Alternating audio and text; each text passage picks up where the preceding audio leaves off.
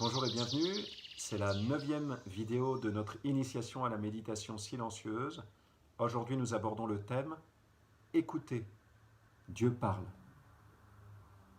La dernière fois nous avons été attentifs à la question de l'acte de foi qui nous permet de nous centrer sur Dieu, qui nous ouvre à un amour de Dieu et à l'amour de Dieu pour nous. Aujourd'hui nous continuons le 3e volet qui cherche à scruter comment laisser Dieu agir, en montrant comment cette disposition de foi, elle nous ouvre à une écoute de Dieu. Après un premier préalable où je montrerai comment cette écoute dont je parle aujourd'hui, elle est différente des premiers niveaux, on pourrait dire, d'écoute dont il a été question préalablement, et comment cette écoute, elle suppose vraiment de se débarrasser de tout préjugé sur la manière dont Dieu va nous parler. Car en effet, Dieu peut nous parler de manière différente, c'est ce que nous verrons ensuite dans les 3 points de cette vidéo. Dieu peut nous parler en rendant actuelle la parole que je suis en train de méditer, en la rendant vivante. Dieu peut me parler à travers des motions intérieures, ce qu'on pourrait appeler l'écoute charismatique. Et Dieu peut me parler de manière peut-être plus paradoxale, dans un silence, une voix de silence.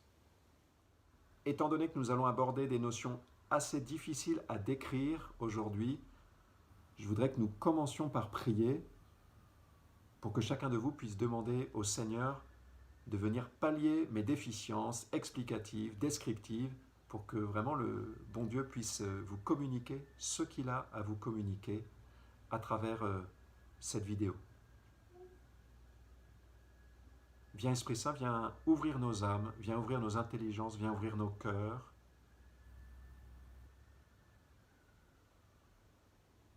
Viens nous apprendre à prier, viens faire grandir notre intelligence de la prière, viens nous rendre disponibles.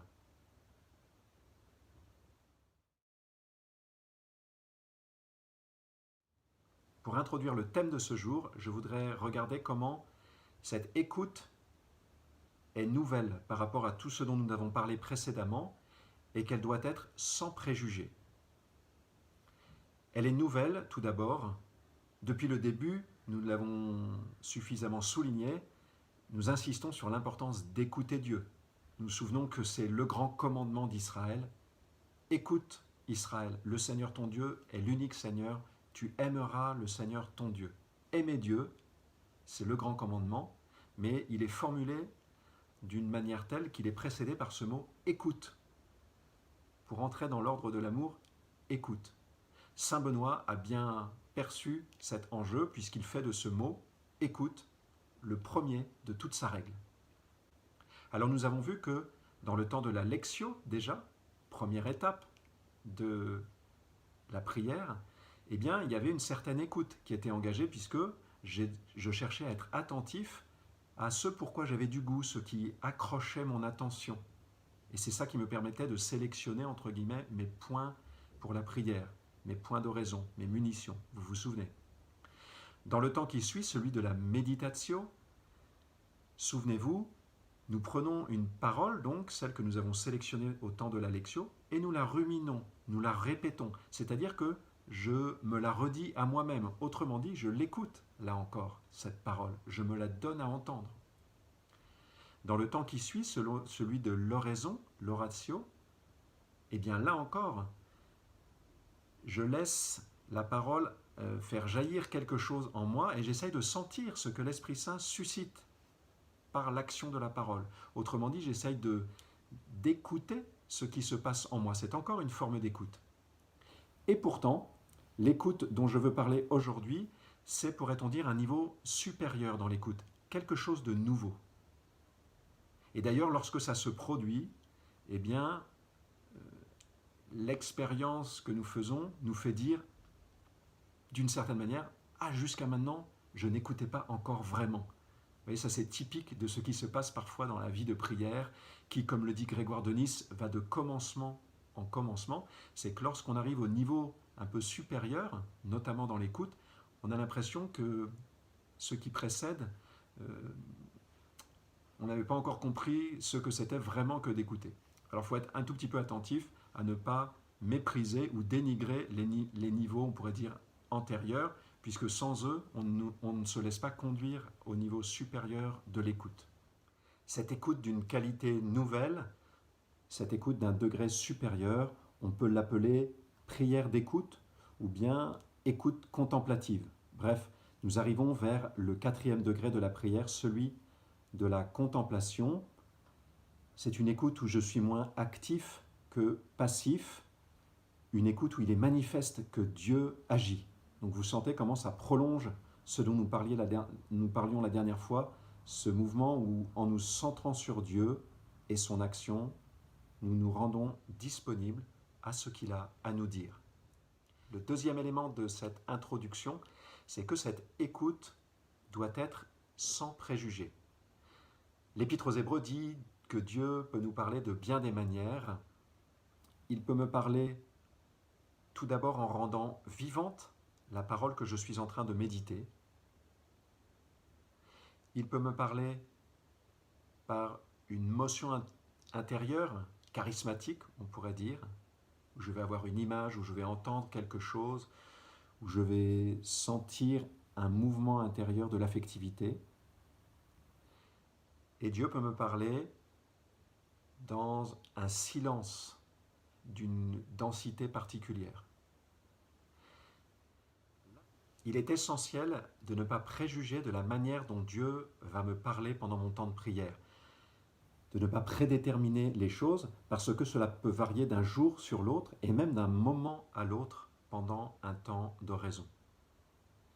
Alors il est très fréquent que nous ayons à un moment donné, en raison de notre formation, de notre histoire personnelle, de notre, je dirais, profil psycho-spirituel, que nous ayons un goût plus particulier pour tel ou tel mode de révélation de Dieu. Eh bien, il faut apprendre à s'en détacher.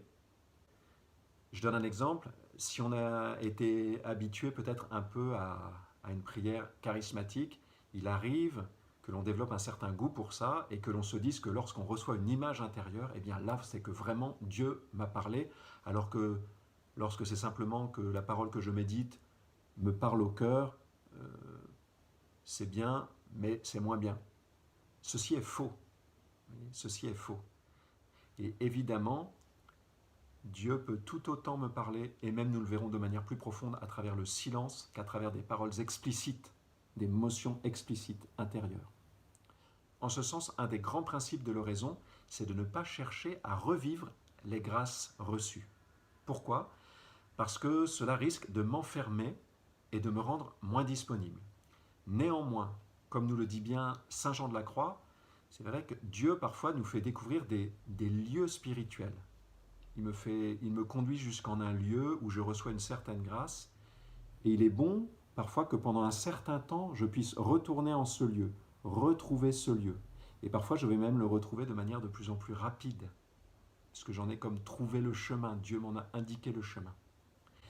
Donc ça peut être bon. Par exemple, si je prie le même évangile pendant toute une semaine, l'évangile du dimanche, ça ne sera pas surprenant que je retrouve des mêmes choses, que je revienne à des mêmes éléments de cet évangile plusieurs jours de suite, que je renoue avec la même grâce. Et cependant, il faut être prêt à tout moment, j'allais dire, à quitter cette grâce pour aller vers d'autres lieux spirituels que Dieu nous montrera. Alors l'image que j'aime bien utiliser, c'est celle d'Abraham, vous savez, qui est itinérant. Donc de temps en temps, il a une souplesse pour s'installer là où Dieu lui montre, pour poser son camp de base. Et puis, lorsque Dieu le lui demande, eh bien, très rapidement, il replie tout et il part vers un autre lieu. Nous devons avoir cette même souplesse dans la prière, savoir s'installer un certain moment autour d'une grâce, mais lorsque Dieu nous donne un signal, eh bien, ne pas nous accrocher indéfiniment, mais avoir une souplesse intérieure, une mobilité spirituelle. J'aborde maintenant le premier mode de révélation. Dieu peut me parler en rendant vivante sa parole. Ce premier mode de révélation, il est habituellement en continuité avec le temps de la méditation, le deuxième temps de la prière. C'est-à-dire que je suis en train de ruminer une parole. Par exemple, Jésus prit avec lui Pierre, Jacques et Jean et les conduisit à l'écart sur une haute montagne. Je rumine cette parole et tout à coup, soit progressivement, soit soudainement, je réalise que cette parole, elle est en train de s'accomplir maintenant, là, dans mon temps de prière. Tout à coup, cette parole devient consistante, devient dense, devient parlante, devient lumineuse. Elle éclaire ce que je vis profondément. C'est une parole qui devient vivante. Je vais vous donner un autre exemple. Je me souviens d'une catéchumène qui avait vécu de belles grâces, plutôt de consolation pendant le temps de son catéchuménat, et puis au moment de son baptême, elle a éprouvé comme une rupture, et dans les semaines qui suivaient, elle était perdue parce qu'elle ne goûtait plus la présence de Dieu du tout de la même manière. Et puis, en lisant l'évangile de Matthieu, eh bien, elle a réalisé que se passait pour elle ce qui se passe dans l'évangile, c'est-à-dire qu'après l'événement du baptême, suit immédiatement ce moment du désert où Jésus est mis à l'épreuve. Alors elle a compris que l'évangile s'accomplissait dans sa propre vie, qu'il y avait comme une mise à l'épreuve de sa relation à Dieu. Alors bien sûr, ça n'a pas résolu toutes les questions de l'aridité de sa prière, mais vous comprenez bien comment ça a pu être stabilisant que Dieu lui montre ce qui était en train de se passer dans sa vie. Elle n'avait pas décroché, au contraire, elle était entrée dans un moment nouveau où la parole de Dieu était en train de s'accomplir. Alors ça peut être reçu dans la prière. Je reçois une parole qui me montre, qui me fait comprendre ce que je suis, les événements que je suis en train de vivre, qui en révèlent le sens, la teneur spirituelle. La parole de Dieu devient une parole vivante qui me parle de ma vie. Une manière assez proche, mais un peu différente, dont la parole peut devenir vivante, c'est plutôt lorsque je réalise que celui qui prononce cette parole est là. Vous voyez, je vais être un peu moins attentif au contenu même de la parole qu'au fait que Jésus est là qui me parle. Voilà un peu les deux manières dont peut se produire l'expérience que la parole de Dieu devient vivante, soit à partir de son contenu de vérité, soit à partir du locuteur, de la présence vive de celui qui m'adresse cette parole, Dieu, le Christ. Ce premier mode de révélation, c'est sans doute le plus accessible, le plus commun, mais pas pour autant un mode inférieur ou un mode dégradé. C'est vraiment une manière très profonde, très consistante par laquelle Dieu me parle. Et c'est d'autant plus important que, vous voyez, il va comme venir imprimer en moi sa parole dans sa formulation originelle, j'allais dire. La lettre même de sa parole va venir se graver en moi comme une parole de vie. Le deuxième mode de révélation de Dieu, ce sont les motions charismatiques. Après en avoir détaillé les 4 différents types, je donnerai 3 règles de prudence pour leur interprétation. Alors, quels sont les différents types de motions charismatiques? Il y a les paroles intérieures, il y a les images intérieures, il y a les motions affectives et puis les notions intellectuelles, pourrait-on dire. Les paroles intérieures, elles peuvent être connues, des paroles bibliques que je connais, ou inconnues, quelque chose de plus inattendu. Dans le cas de paroles inconnues, évidemment, il faudra un discernement particulier, j'y reviendrai. Comment vient une parole intérieure? Qu'est-ce que c'est? Peut-être vous vous dites, mais j'ai jamais eu ça. En tout cas, dans votre mémoire, il vous arrive de vous souvenir d'une conversation, qu'elle vous revienne intérieurement dans votre imaginaire et votre mémoire intérieure.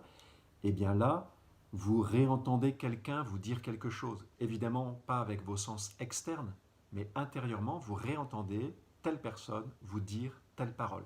Eh bien, c'est de cette manière-là que Dieu lui-même peut se faire entendre, nous dire quelque chose. Dans ma mémoire, à travers mon imaginaire. Un bel exemple de parole divine qui surgit au milieu de la prière se trouve dans le psaume 12, parfois numéroté 11, où en quelques versets, bien, le psalmiste commence à se plaindre de son environnement, des gens qu'il a autour de lui et qui sont dans le mensonge, etc. Et tout à coup, au milieu du psaume, Dieu lui-même prend la parole et dit qu'il vient au secours du psalmiste. Et puis, le psalmiste reprend le flot de sa prière. Là, vous avez un bel exemple d'une prise de parole divine au milieu d'une prière humaine. Une voix se fait entendre. Alors ça va peut-être vous prendre un certain temps d'apprivoiser cette manière de parler de Dieu, mais il faut savoir qu'elle est possible et donc il faut s'y rendre disponible. Le deuxième type de motion charismatique, ce sont les images. Là, je ne vais plus entendre entre guillemets, mais je vais voir entre guillemets intérieurement quelque chose. Là encore, si on n'est pas du tout averti que c'est possible, eh bien on ne va prêter aucune attention à ce qui peut passer par notre imaginaire. Et on va se dire, ah ben moi je ne vois rien. Là encore, ça se fait progressivement d'apprendre à écouter ces images. Dans la Bible, il est dit très souvent que Dieu parle en vision. Alors lisez au chapitre 1 du livre de Jérémie, dans le récit de sa vocation, la parole du Seigneur me fut adressée en ces termes. Que vois-tu, Jérémie ? Je répondis, je vois une branche d'amandier. Il s'agit de la branche d'arbre. Alors le Seigneur me dit, tu as bien vu car je veille sur ma parole pour l'accomplir. Il y a un jeu de mots en hébreu parce que l'amandier en hébreu c'est le veilleur. Et donc Dieu dit, je t'ai montré une branche d'amandier de veilleur pour te dire que je veille sur toi. Une petite blague divine. Et juste après, vous pouvez lire la suite, il y a une deuxième image, celle d'un chaudron. Et là encore, Dieu va donner l'interprétation de l'image. Ça, c'est le point clé, c'est que je vais recevoir une image, elle n'a aucun intérêt, sauf si elle me parle immédiatement, que je sais de qui il s'agit par exemple, mais sinon, elle n'a aucun intérêt sans l'interprétation qui va m'indiquer son enjeu. Je vais vous donner un exemple. Je peux par exemple avoir l'image intérieurement d'un oiseau qui chante et je peux comprendre en interprétant que Dieu m'invite à le louer. Dieu m'invite à infléchir ma prière dans la direction de la louange et de l'action de grâce, de laisser monter un chant de mon cœur, de mon âme. Un exemple. Je peux avoir l'image intérieure d'une arme ou d'un arc, par exemple. Là encore, je vais demander à Dieu l'interprétation, de me faire comprendre ce que signifie cette image. Dieu peut me faire comprendre que il est en train, peut-être à travers la parole que j'étais en train de méditer, il est en train de m'armer, de me donner une arme pour le combat spirituel. Ça peut paraître dérisoire, mais à travers ça, Dieu peut attirer mon attention peut-être sur le fait que telle parole que je suis en train de méditer, elle a une puissance pour ma vie spirituelle, elle peut être très stratégique. C'est une arme qu'il me donne. Il va le souligner à travers une image charismatique que je reçois intérieurement. Donc là encore, soyez attentifs, sans être crispés là-dessus, mais soyez attentifs, dites à Dieu que vous êtes prêts à recevoir des images intérieures. Et si il y a une image qui passe, même discrètement intérieurement, vous pouvez dire à Dieu, Seigneur, donne-moi l'interprétation, qu'est-ce que tu veux me montrer par cette image ? Tranquillement. Si rien ne se clarifie, vous laissez passer, il n'y a aucun problème.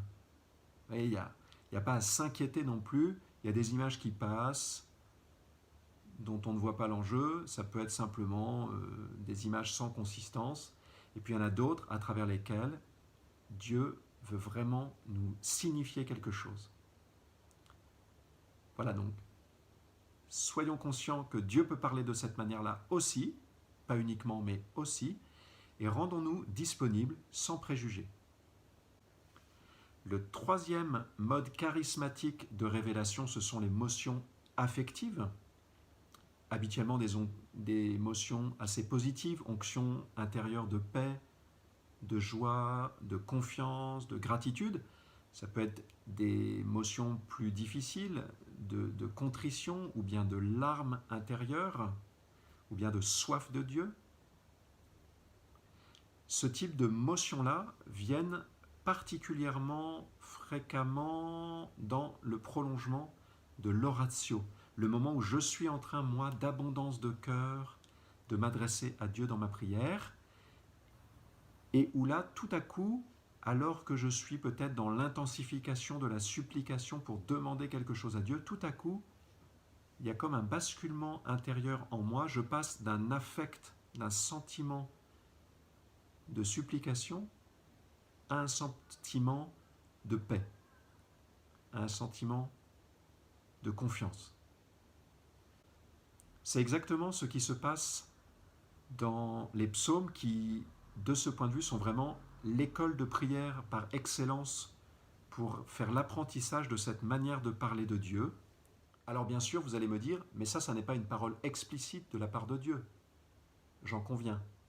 Mais en fait, c'est la trace de son passage. J'explique. Tout se passe comme si, dans le psaume, il manquait uniquement la prise de parole de Dieu, mais pour le reste, la prière, elle se déploie comme s'il y avait eu cette prise de parole de Dieu. C'est-à-dire que, ayant entendu Dieu me répondre, eh bien je passe de la supplication et de l'angoisse à la paix et à la confiance. Au fond, que s'est-il passé?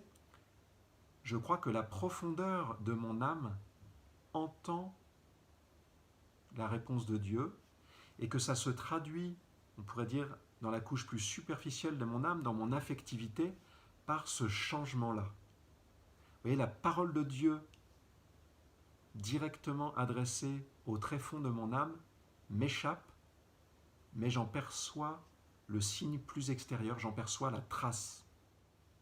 Alors de mon côté, il n'y a pas rien à faire lorsque je commence à percevoir cette motion spirituelle qui souvent au point de départ est assez ténue, pas très vibratoire. Eh bien il faut que je l'accueille, parfois en reprenant la parole et par mes paroles en disant ce qui m'habite intérieurement. Voyez le point? Je suis en train de supplier et tout à coup il y a comme une rupture qui se produit en moi, parfois assez fine, assez légère, et là je dois réagir en abondant dans le sens que Dieu m'indique. C'est comme si Dieu me disait, c'est bon, je t'ai entendu, entre dans la joie maintenant. Voilà, donc il n'y a pas rien à faire, il y a à réagir. Là encore, lisez les psaumes, vous allez voir, c'est une très bonne école pour apprendre à suivre le mouvement et de la conduite de l'Esprit Saint en nos âmes. Pour terminer, le quatrième type de motion charismatique possible, ce sont des idées, des pensées, des notions intellectuelles. C'est une pensée qui me vient, mais vous voyez, qui peut être plus notionnelle, moins imaginative. Ça peut être une pensée théologique au sujet de Dieu, ou une idée un peu clé au sujet de ma vie. Voilà. Je ne développe pas parce que c'est plus simple à percevoir. Pour terminer, au sujet de ce deuxième mode de révélation que sont les motions charismatiques, je donne 3 règles de prudence.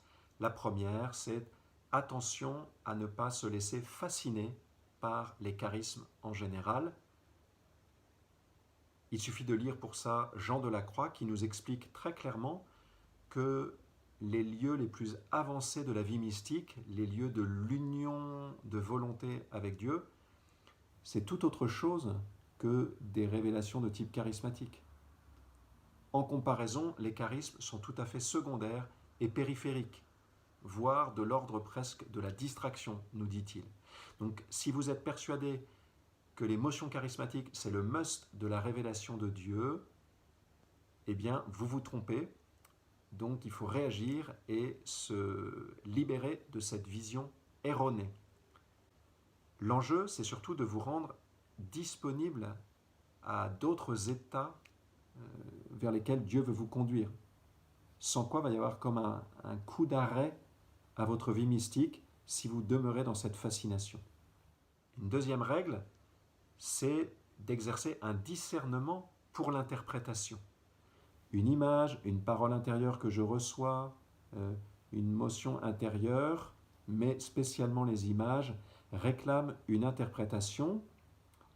Le premier niveau de discernement, c'est de se souvenir qu'une impression intérieure, elle peut venir de l'homme, de moi, de l'humain en moi. Elle peut venir aussi de l'adversaire, qui parfois peut chercher à me tromper, ou de Dieu. Donc ce n'est pas parce que j'ai une impression, même forte intérieurement, qu'elle est nécessairement de Dieu. Il va y avoir un discernement à opérer. Donc gardez toujours cette conscience-là. Et comment opérer ce discernement? Eh bien d'abord en priant, en invoquant l'Esprit Saint, pour demander à Dieu si la motion vient bien de lui quand nous avons un doute, et puis pour demander parfois à Dieu soit l'interprétation, soit quoi en faire, vers quoi elle doit nous conduire. Et pour cela, je vous donne une règle qu'on pourrait dire des trois lumières, c'est que jamais, pour des choses importantes dans notre vie, significatives, jamais l'impression intérieure va suffire.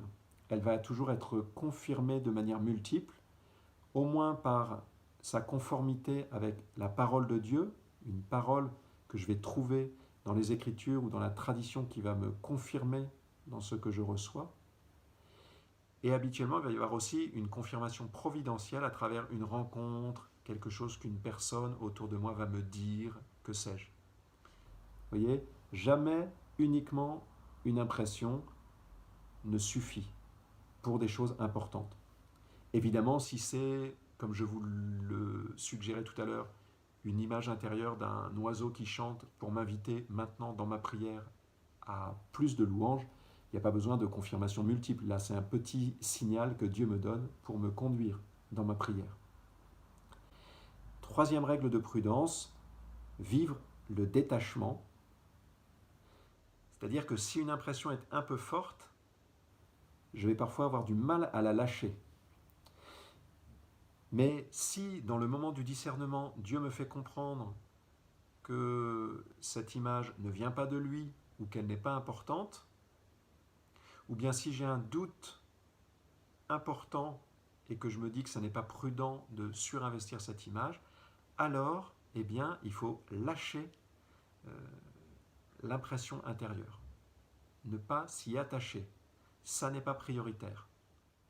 Pour conclure au sujet de ce deuxième mode de révélation que sont les motions charismatiques, vous sentez bien que c'est assez difficile parce qu'à la fois il faut cette prudence que je viens d'évoquer, sans laquelle on peut partir dans le décor et faire un peu n'importe quoi, mais surtout du coup s'enfermer dans de l'autosuggestion. Je connais des personnes qui fonctionnent un peu dans ce registre-là, c'est compliqué d'en sortir. Néanmoins, je crois que c'est dommage aussi et dommageable pour la vie de prière de ne pas apprendre à vivre cette respiration, cette ouverture charismatique dans la prière. Pour terminer, j'aborde maintenant le troisième mode de révélation divin, ce qu'on peut appeler la voix silencieuse de Dieu. Sur le mont Horeb, dans la Bible, le mont Sinaï, il y a plusieurs scènes qui se produisent. La première, c'est celle où Moïse, ayant conduit le peuple après sa libération d'Égypte, arrive à ce mont Sinaï. Et là, sur la montagne, eh bien Dieu va lui révéler la loi. C'est de là qu'il redescend avec les tables sur lesquelles il a gravé la loi.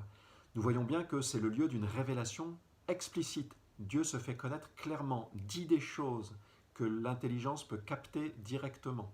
Ce sont ces préceptes divins, les 10 paroles, mais aussi d'autres. Révélation explicite. Un peu plus loin dans les Écritures, au chapitre 19 du premier livre des rois, nous voyons un autre personnage, Élie, revenir lui également vers ce lieu de la révélation. Mais quand il arrive sur le mont Horeb, il se cache dans une grotte et il demande à Dieu de se manifester à lui. Il entend passer d'abord un ouragan, mais Dieu n'est pas dans l'ouragan, puis un tremblement de terre, mais Dieu n'est pas dans le tremblement de terre, puis un feu, mais Dieu n'est pas dans le feu, et enfin le bruit d'un fin silence. Alors Élie comprend que Dieu se révèle, que Dieu parle. Un bruit de fin silence, littéralement la voix d'un fin silence. Dieu se révèle à Élie dans un silence. Donc sur ce même lieu, dans les Écritures, on nous dit que Dieu peut parler un peu de deux manières. Soit de manière explicite, compréhensible directement par l'intelligence, soit de manière silencieuse. Comment repérer ce silence dans notre prière? Je vais prendre une image. Lorsqu'il neige, ou lorsqu'il a neigé pendant la nuit, vous sortez le matin, vous ouvrez votre porte, vous admirez la neige, et puis vous dites, tiens, il y a quelque chose d'étrange, et parfois au bout d'un moment, vous réalisez, ah, la qualité de ce silence, elle est inhabituelle. Vous voyez, une qualité de silence, c'est ça qui parfois va se produire dans la prière. À un moment, c'est comme si le silence qui paraissait un peu vide, un peu creux, d'un coup va avoir une espèce de densité inhabituelle.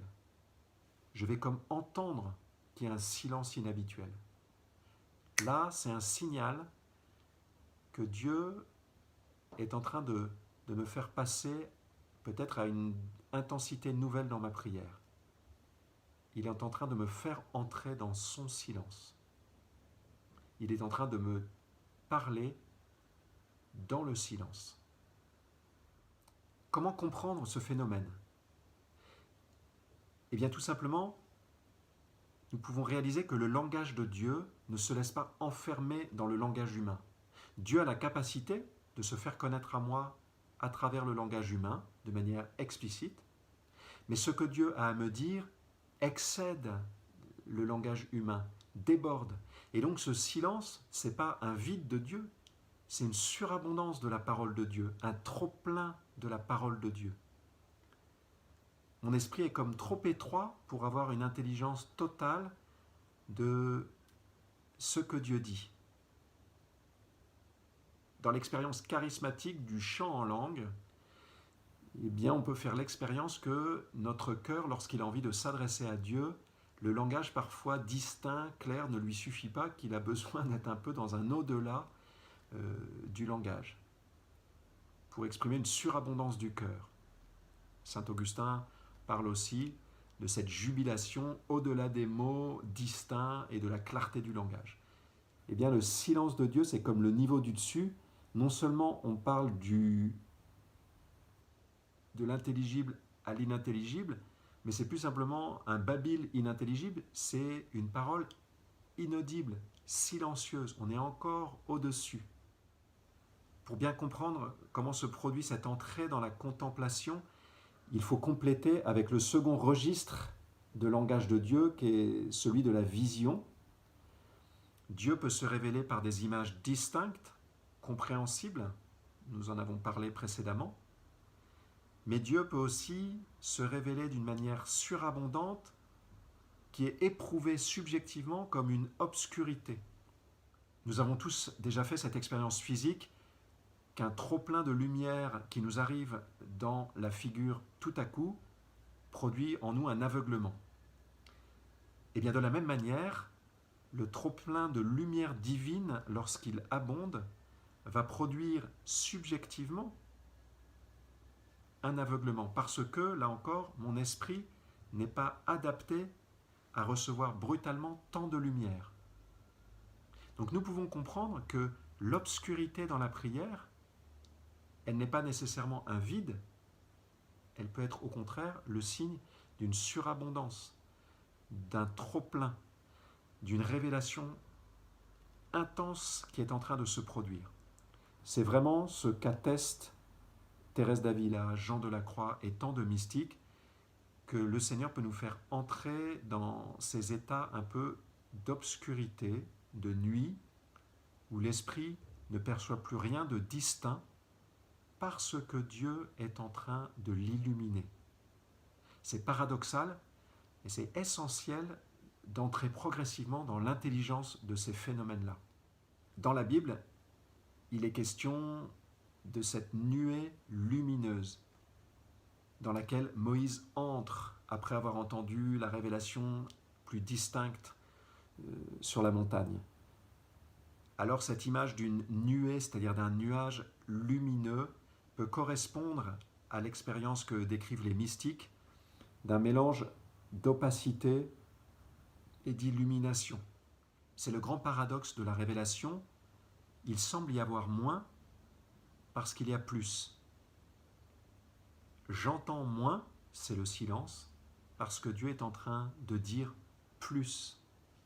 Je vois moins, c'est l'obscurité, parce que Dieu est en train de donner plus de lumière que dans de simples images distinctes. Même si j'ai plutôt insisté sur les aspects un peu privatifs, la sensation de manque, il est évident, nous disent les mystiques, qu'il y a une alternance entre les moments où domine l'impression de privation et puis les moments où domine l'impression de surabondance. Thérèse d'Avila parle beaucoup de ces moments d'illumination. Jean de la Croix parle un peu plus des moments d'obscurité. Mais au fond, pour décrire des moments extrêmement apparentés de révélation intense de la part de Dieu. Comment réagir?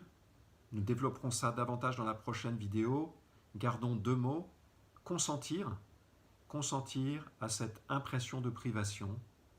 Consentir aussi à cette impression de surabondance dont les saints nous disent qu'elle est parfois difficile à vivre. Cette espèce de sentiment d'être trop petit pour accueillir ce trop-plein divin. Consentir donc, et puis ne pas se centrer, encore une fois, sur l'effet produit en moi. Qu'il s'agisse d'une impression privative ou d'une impression d'illumination, dans les 2 cas, l'enjeu, c'est toujours de rester centré sur Dieu qui est en train d'agir. Dieu est là, je me centre sur lui, je pose des actes de foi et je demeure dans cette disponibilité, cette écoute profonde dans laquelle le Seigneur lui-même m'a fait entrer.